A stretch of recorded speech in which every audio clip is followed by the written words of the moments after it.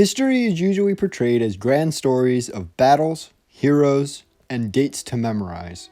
But in actuality, history is the past in its entirety. For much like how we live now, there were people who lived before us, and to them what we call history was simply the morning news. So while it's simple to gaze over most of history and simply memorize the battles' names, the presidents who won elections, and which treaties brought an end to each war, one cannot truly understand history until they understand those who continued to fight the war long after it was over. Those who lay in the shadow cast by the darkness of humanity's darkest hours, and whose desire to live a simple life was robbed by this darkness. And the complicated moral question of what to do with children born of a fascist war machine. It was this question which Norway was forced to answer at the close of World War II. The Nazi occupation of the country during the duration of the war had left a scar, destroyed towns, dead family members, but also children. The children born of the invading army and the young Norwegian women. The reasons for their birth varied, from their mothers having no choice in the matter, to needing the benefits offered by the sale of the soul to the occupiers, to genuine young love of young soldiers who cared not of the ideals of the party, but instead were caught in the embrace of love.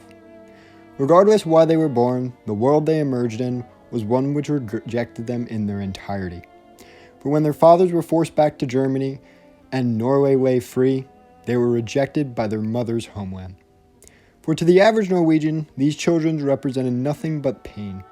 The pain of the war, of the loss, and the pain of the women who had, in their eyes, abandoned their country, forcing most of the women to abandon their children as well, in order to ensure their own safety. These children were abandoned by Norwegian society, their mothers, and were a product of the darkest years of their fathers' lives. They were wanted by no one. Yet at the end of the day, they were still just children. Children who had no say in what their father had done. Children who just wanted a normal life.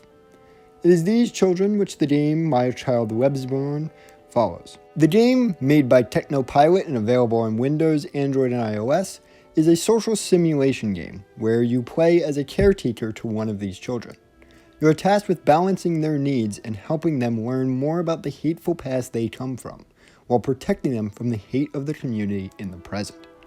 It beautifully demonstrates the pain that these children went through as they received the ire and abuse of their peers and teachers, by making the player weak and unable to do much to prevent the abuses. All the player can really do is offer words of reassurance and trying to give their child as much attention as they can, as the busy work hours and providing food and making said food occupies large priority amounts of their time.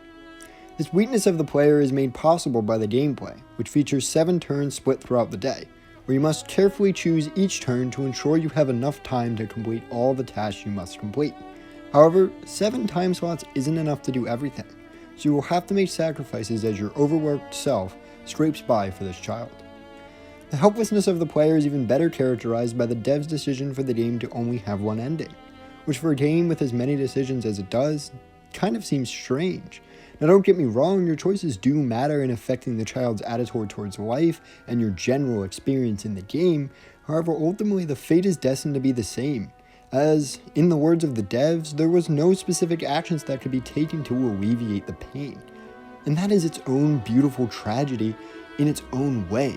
This game truly does an amazing job at portraying the futility and the despair that was forced onto these people for something they had no real play in.